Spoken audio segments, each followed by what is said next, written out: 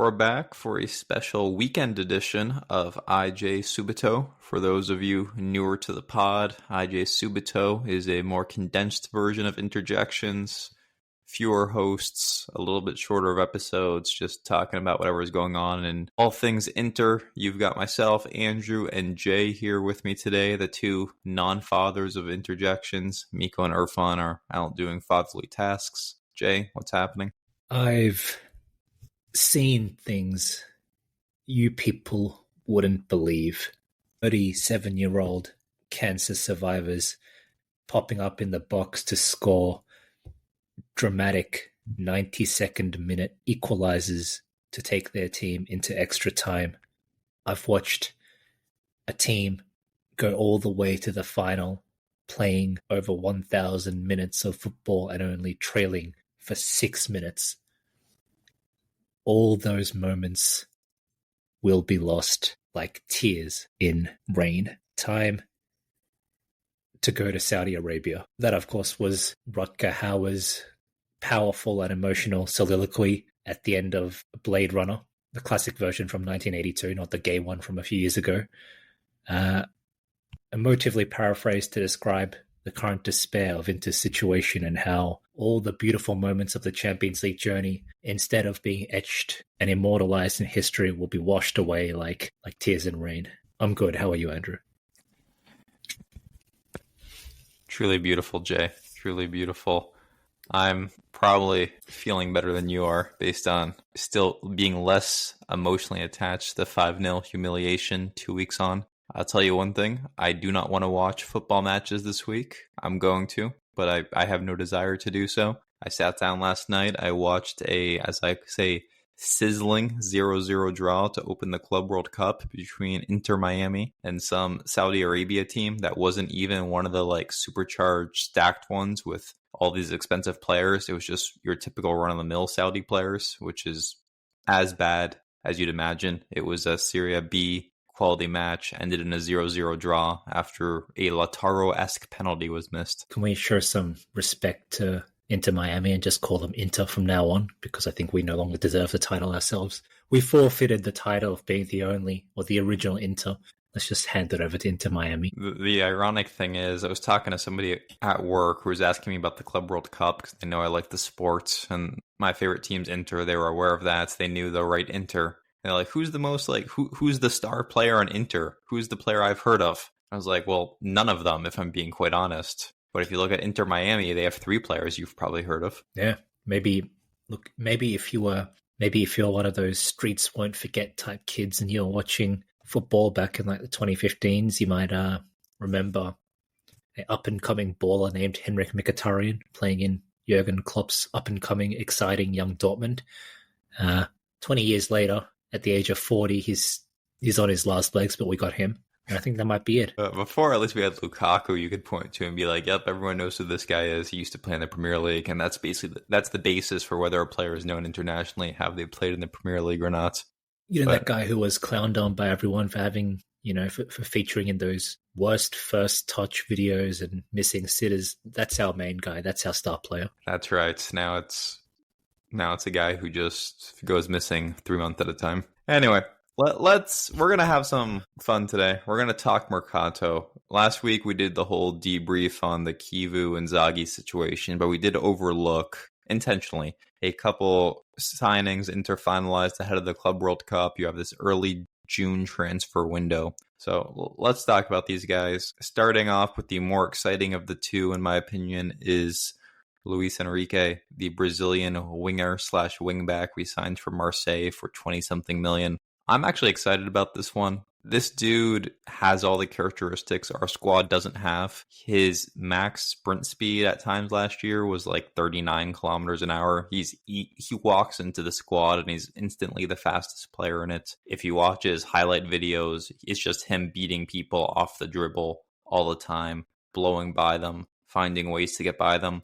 And I know the French league isn't exactly a bastion of good defending, but still, it's clear this guy has skills other people in the squad don't from a technical standpoint, from a dribbling standpoint. So I'm excited about this guy. He seems like the management said, hey, we're missing this. Let's get added to the attack. It means no more having to watch Darmian, our right wing back. Apparently, he can also play on the left at times. So if DeMarco is playing as awful as he did down the stretch last year, might be able to play him there. The only cause for concern here is, did we just spend our entire transfer budget on a backup right wing back, Jay? Yeah, it's a puzzling transfer, to be honest.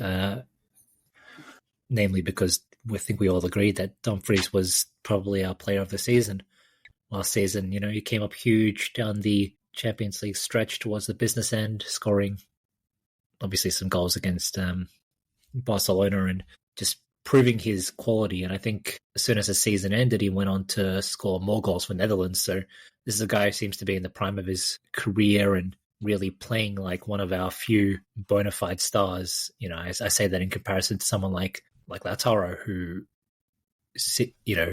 had stretches through the season where his star value seemed less earned than what was being shown on the pitch, but Dumfries really played like, and I can't emphasize this enough, he played like a star player throughout the campaign. To, I don't want to say undermine him, but to then go and spend your money on a player who will essentially back him up is confusing. I had initially read reports that Chivu was going to play, was it fucking when we were linked to Fabregas? I saw rumored 4-2-3-1 formations with Luis Henrique as like a right wing forward in front of Dumfries. But if that was a Fabregas thing, and obviously now that we've said it with Chivu, if that's no longer a thing, then yeah, it does look like he'll be in direct competition with Dumfries, which is, it's the kind of thing you do when you're like a Real Madrid, right? You buy legitimate competition for a starting player in it. So you have two starters for every position, pretty much. You don't do that when the rest of your team is gaping holes in it, when your forwards don't work 60% of the year, when your midfield trio just got demolished in a Champions League final and one of them is 36 years old and your starting centre-backs are 33 and 37 respectively. I think there are bigger priorities. I'm a little bit, it's not that I don't support the move, but again, we have bigger concerns. We have bigger priorities. Whatever, no points crying over spilt milk. I hope he does well. And I hope we get to see some of that technical flair, some of that speed, because Lord knows we desperately lack that.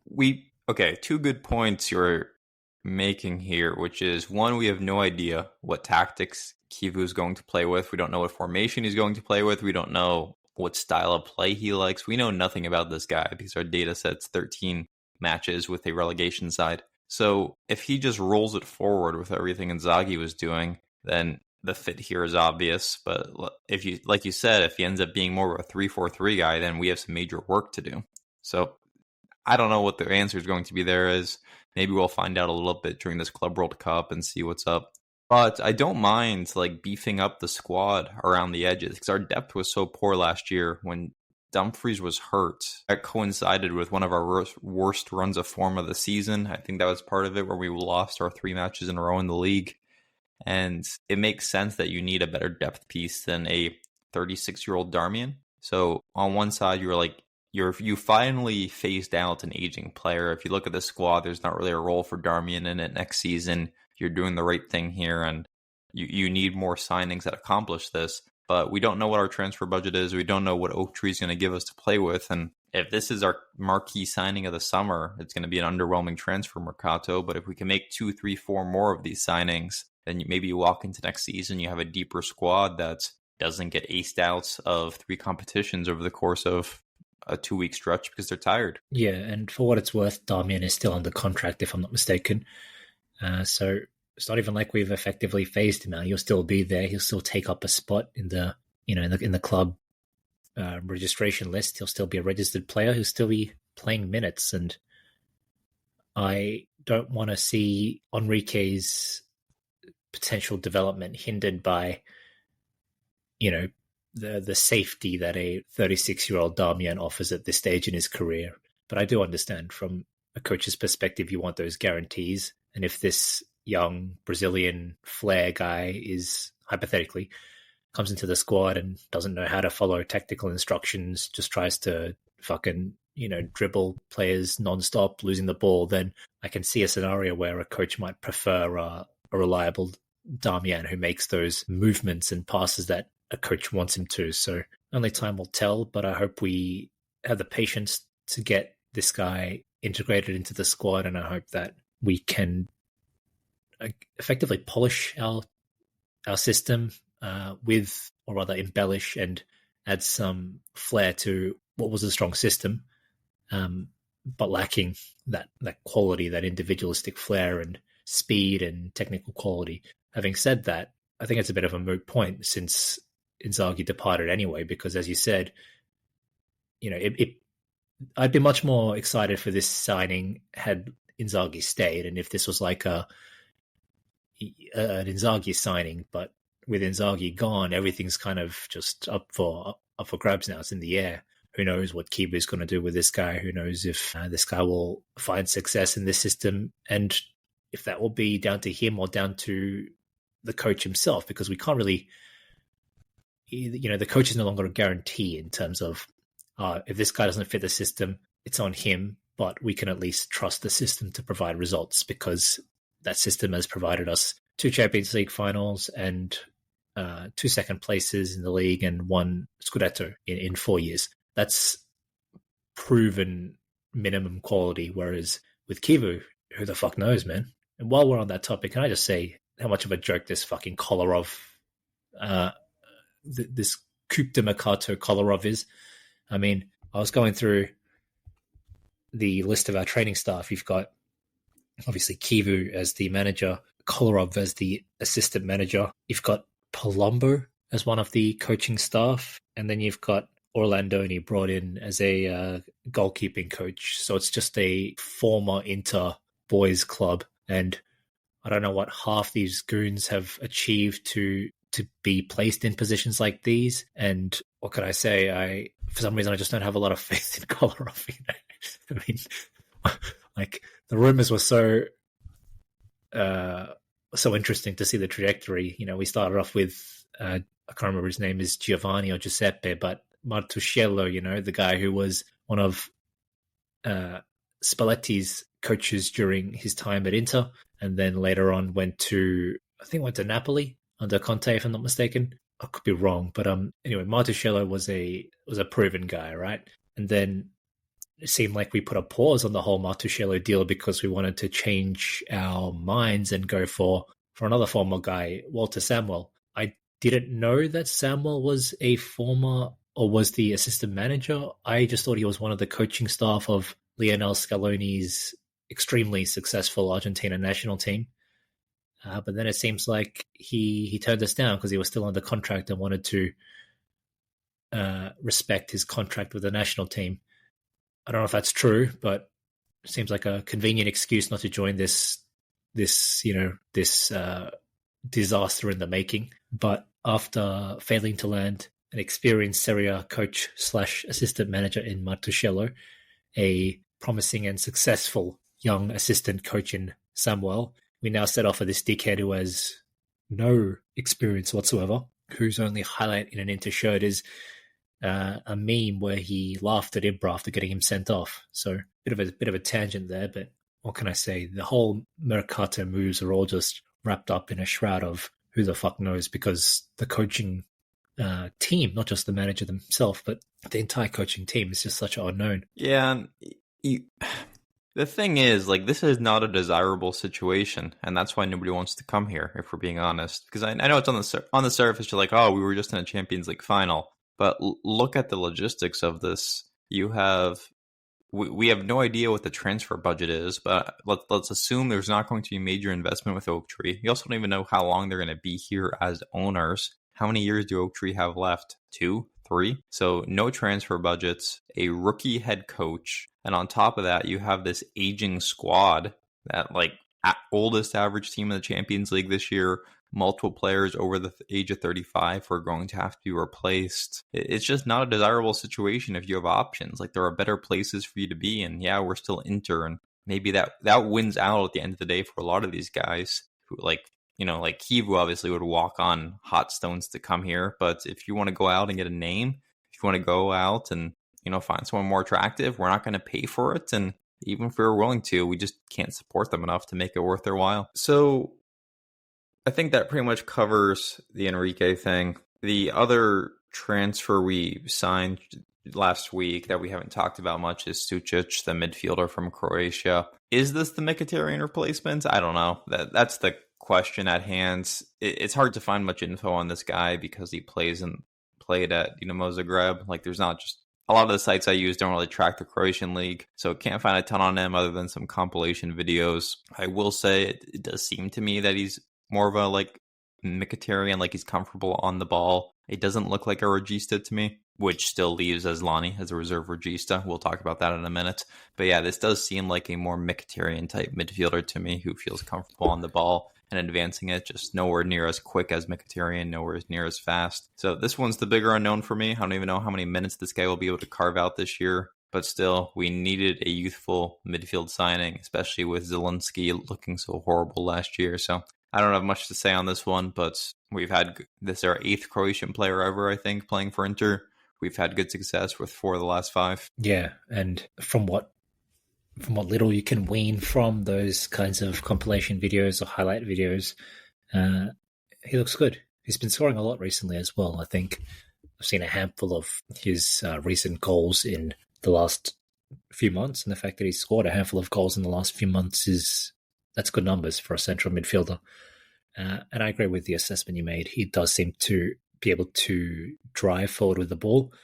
It really is a different type of running with the ball. It's more of like a Zanetti type of running with the ball than it is than it is like a Mkhitaryan type. So it won't be a like for like, but hopefully we can get him integrated into the squad and get him some of those minutes as well. But look, he can finish.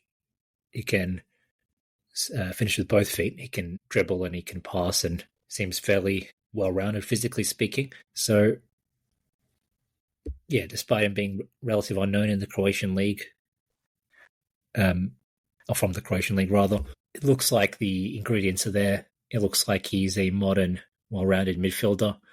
And from there, I think there's so many variables to his success from there, but at least he's got the right building blocks. So Sučić, the cheaper of the 2 signings, Henrique, the more expensive. A lot of people are freaking out about the Henrique signing specifically because of the price. They're already calling him the next Dalbert, probably because of the similarities. You signed this Brazilian wingback from the French league at what is an inflated price. And let's be honest, I can sit here and just start rattling off the names of the wingbacks we've wasted tens of millions of dollars on in the past 25 years as a football club. You don't have to go hard. Buchanan, Caner Erkin, Alvaro Pereira, Dalbert himself.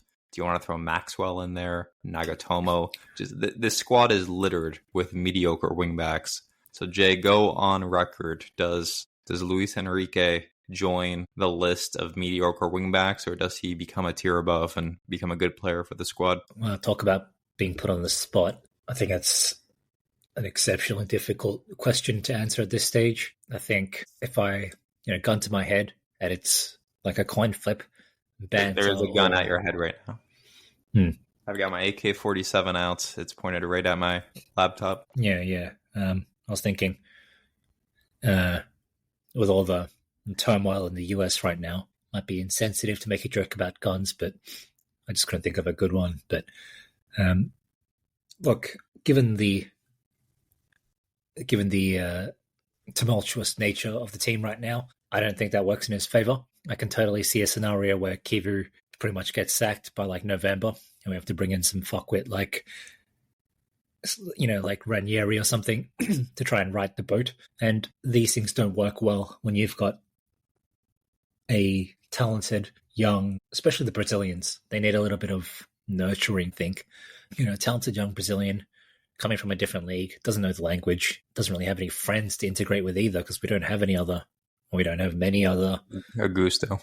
Yeah, I was thinking many other Brazilians. These things don't work in his favor, and I think it'll make the adaptation more difficult as opposed to, him coming into a club which has been under the same coach for 4 years and, is trying to build upon the success of year 4 as opposed to a club trying to desperately Inter's like a soldier that's been shot 40 times and trying to, bandage all the bullet holes, and meanwhile there's like blood pouring out of him like a comic book with, like a glass with different holes in it and water pouring out from every angle. That's what Inter's like right now, trying to patch itself up. And I really feel like that's dangerous for Luis Henrique. So yeah, gone to my head, I'd say he's just empirically more likely to go down the flop angle. But let's not be negative. Let's be positive. This is the purest version of interjections that you can get. It's like the crack cocaine crystallized Colombian clear version of interjections without the fluff. Not this stuff that leaves these fentanyl junkies zombieing around out there. But let's remain positive and analytical. That's right. This is the best version of interjections. There's no doubt about it. Can't argue with it. You guys are. I think this is the best episode we've ever had. I agree with that. We're not even like halfway done yet, and I can already tell you it's trending to be the best interjections in the history of interjections. There will never be a better interjections. I think so. Do you think? What do you think the future looks like for these two guys, Sučić and Henrique? Well, Sučić is going to come here. He's going to fall to third in the pecking order behind Mkhitaryan and Zielinski. He'll get a cameo appearance against Cremonese. He'll give away a ball in possession. We'll end up winning 3-1 instead of 3-0. As a result, he'll get frozen out of the squad until January. He'll accept a loan to Venezia in Serie B. For Henrique, he's going to come in here. He's going to show some immediate life in his first game at the club. He's going to come in on as a substitute for Dumfries when we're up 2-0 against Torino. He's going to blow by Biraghi playing left back for Torino, assist a really nice goal, and everyone's going to be feeling high on this guy. They're going to love him until the time comes where Darmian naturally takes over for him because Chivu trusts Darmian's defensive solidarity, and that ends up being the route for him. Now, honestly, though, I do think Henrique has an easy role to carve out on this team, especially when DeMarco's in poor form, because, dude, when DeMarco is playing poorly, this team has no center of gravity to it. We don't know what to do with the ball. We don't know who to get the ball to unlock defenses. And that's why you saw Zalewski get way too much airtime in the second half of the season. One, Zalewski was fresh, he wasn't the one playing every match in the early part of the season like our guys were. But two, it's he's the only one who had that spark to him. And Henrique has that spark. He has that creativity where, if you give him the ball, he's going to try to do something. Whereas a lot of our guys that stand around and pass laterally. So there's such an easy role for him to carve out here. If you take DeMarco off the pitch, he'll become the go-to option, I think, because when we get the ball, it's so much just get it to the wings and see what happens sometimes. So I'm excited about him. I think there's a very clear path to this guy making an impact. Sučić, honestly, I'm just waiting for someone to prove they can bench Mkhitaryan, and I don't think it's happening. I think Mkhitaryan's going to be run into the ground again until we sign someone who's a higher quality player. Do you think Zalewski could take some time off Mkhitaryan? The 3-game sample was encouraging. He looked really good in that role for 2 or 3 games. He's strong enough defensively. He's stronger defensively than Mkhitaryan. I know Mkhitaryan has good work rate or whatever, but Zalewski is a truly stronger defensive player than Mkhitaryan. So it looked pretty good when he operated out of it. And yeah, I'm hopeful that might be something. I don't think Zalewski is good enough to be a starter on this team. He's not going to be a guy who can be starting 30 league matches for us. But let's be honest, when we had to take Mkhitaryan off the pitch this year, where did we go? We had Fertesi, who was invisible for large swaths of time. Zielinski, who was either always hurt or just refused to engage with the match. So I liked it. It was an exciting idea, and it worked. Crazier things have happened. Having said that, it'd be pretty fucking crazy for a 23, 24-year-old career bench or rotation wing back / utility player to somehow carve out a career for himself as a central midfielder. Like I said, crazy things have happened. I'm concerned that there is a merry-go-round of players in Mkhitaryan's position. You've got Mkhitaryan himself, you've got Fertesi, Zielinski, as mentioned, potentially Zalewski there as well, and now you've got Sučić. So I do want as many players as deserving to get fair minutes and fair chances, but I don't think it suits anyone for us to have a merry-go-round of starting players in that one role. especially when I know it's Irfan's big thing to talk about the link up between Bastoni and DeMarco, and Mkhitaryan was a big part of that. Without him, then that could be compromised. The last thing I really want to talk about is the forward situation, because you'd think if I pulled out my gun and held it to your head and asked you what needs to be fixed most heading into next season, I venture we'd both say reserve forwards. We had Lautaro and Thuram not play particularly great for large portions of last season. You had Arnautovic, Correa, and Taremi, who were all complete jokes. Two of those guys are gone. They've already signed. Well, Correa's already signed with a new club. Arnautovic did not travel with the team to the Club World Cup, so that we've been free to them. We have the Esposito brothers who are with the team, and they're going to get some major minutes. But we haven't, there are almost no links to forwards. Bonnie is the one name, the Parma support striker. We keep being linked to this guy. It sounds like we're close. Padula is saying we're pretty much in total agreement with the player. So, okay, let's just say Bonnie comes. There's no other forward we're being linked to, though. The Jonathan David links are dead and gone. The Castro links, dead and gone.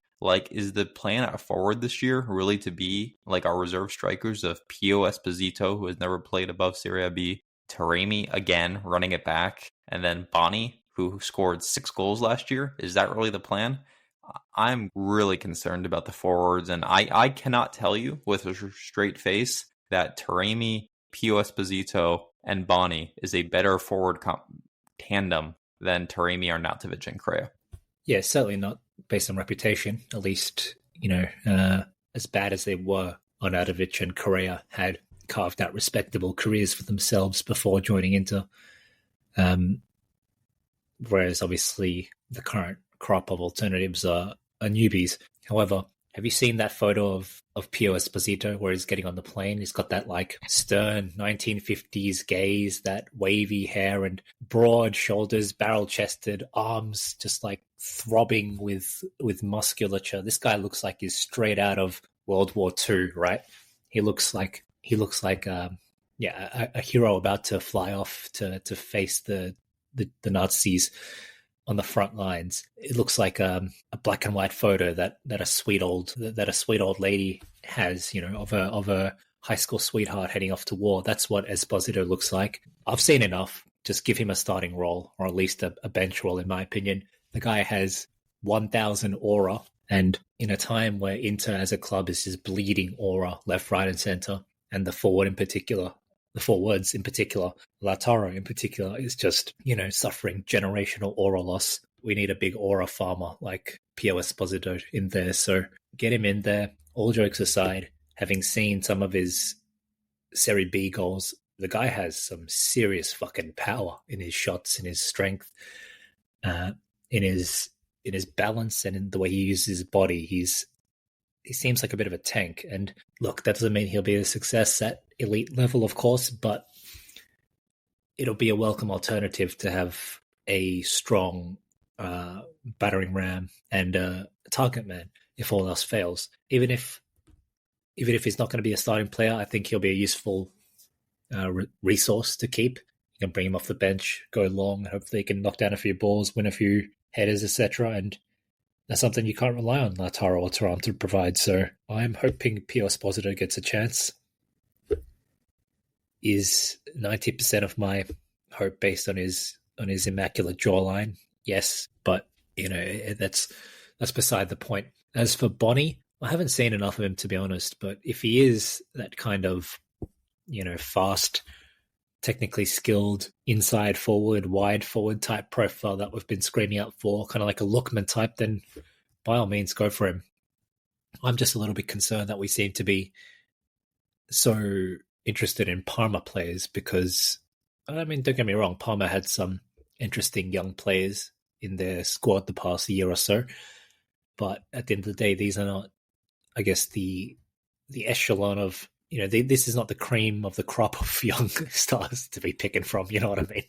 Bonnie, Leone, Arnabe, whatever, all interesting, talented young players, but again, it's not like buying these João Neves type players from Benfica, I don't think I've ever seen a player with shorter highlight compilation videos than Bonnie. Normally, if you look up a Luis Henrique highlight videos, like 15 minutes long of him dribbling by people, making key passes. Bonnie's highlight compilations on YouTube are like 6 minutes long because there's just nothing from this guy. He is, I don't know if it's fair to say inexperienced, raw, insert cliche, but this guy just has not got enough Serie A minutes to make any good conclusions about him. Obviously, we've seen him play a little bit against Inter, a little bit in the league, but like this guy's just a giant unknown. And to go into the season with him as your most expensive forward signing, as your number 3 forward, you're playing with fire, man. Especially if Lautaro and Thuram get hurt again. Just vibes are not good. With that being said, though, I'm with you. I have a picture of Pio Esposito hanging above my bed like any teenage girl would. The man is beautiful. The man needs to stay. Like when you have this goal scoring record he had last year, I think it was at Frosinone, you have to stick around. You have to play. Like he's too talented to not give a run out. And if it doesn't work, it was actually at Spezia, sorry. But he has to get a run out. And if it doesn't work, you can figure something out in January. But like any other club in the world, this guy would be getting minutes as a youth player. He is too talented to let it rot on the bench. 100%. And a big factor here is that Bonnie is 21, Esposito is 19. And so, admittedly only for another 2 weeks, but still 19 years old. Those 2 years make a difference, man. What Bonnie is doing would be far more impressive if he was 19, let alone 21. And this is coming from a believer of, in late bloomers as well. Esposito absolutely needs to stay. Again, even if he doesn't play much, kind of like Pinamonti in the 1920 or 2021 season, still needs to stay, still needs to be part of the squad. And then we can make decisions later. All right, well, let's end on this note. So we've talked about the forwards. We've talked about the new signings. You get to sign one more player for the squad. You don't have to give me a name, but you have to give me a position. What do you want to see addressed this summer? Man, that's tough. I am inclined to say central centre-back because, for all the heroism and that wizened Serie A experience that he brings, at some stage, even the oldest lions in the pack have to die, and Acerbi seems at that stage right now. He just looks so heavy from years of battle, does he not? And I think like the Champions League final just felt like his final battle, and that adds to the whole shame. That adds to the whole tragedy of it, that we couldn't send out this broken, battered warrior out with a famous victory. But it just felt like that seal was his last run. And so knowing that, or at least feeling that, and knowing that the other alternative is a 33, 34-year-old De Vrij. De Vrij just seems like perpetually 28, doesn't he? He always seems like, even from when we signed him, he seems like 28 years old. But the guy is impeccable hairline. Exactly. Good hairline, youthful face, cute girl / wife, whatever their status is now. But he's 33 as well. So he's hopefully he can be the kind of the newer Cherby moving forward. But I think we need a young stud at the heart of defense. Now, if we could like clone Pio Esposito and turn him into a defender, then that would solve all our problems.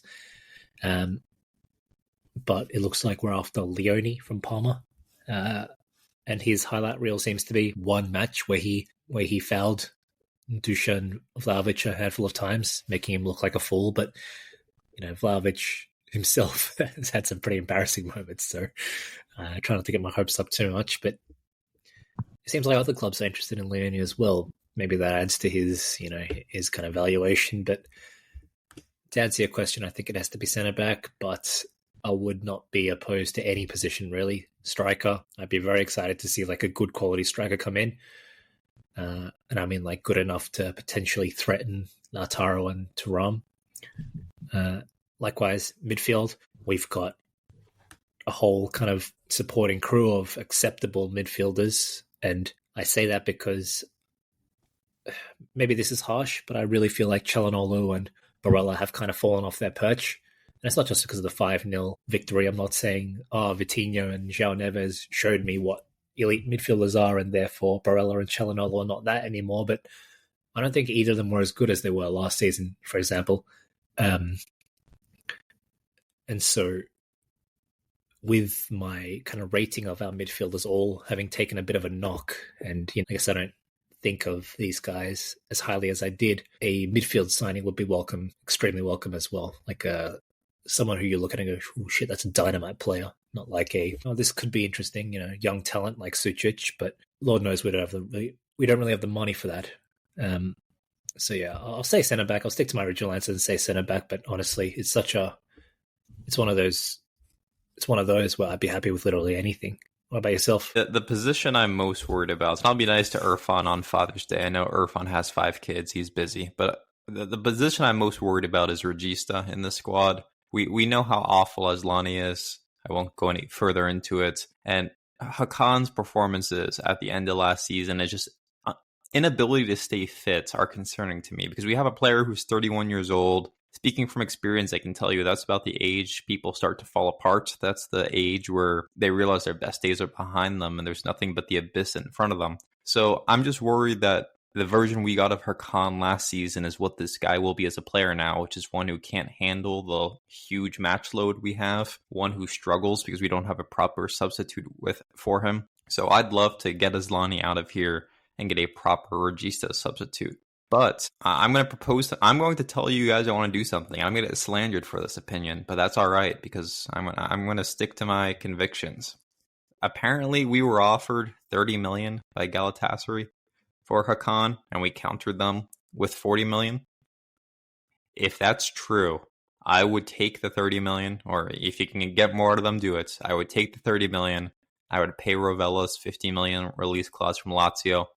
I would say thanks for everything you've done, Hakan, and use this as an opportunity to make the midfield younger. I understand Rovella is not everyone's cup of tea as a regista. He's probably not as good defensively as you'd hope for, but I want younger players. I want hungrier players, and I'm willing to make this sacrifice because I have serious questions about whether or not Hakan's going to be able to find his form from 2-3 seasons ago. Yeah, I agree.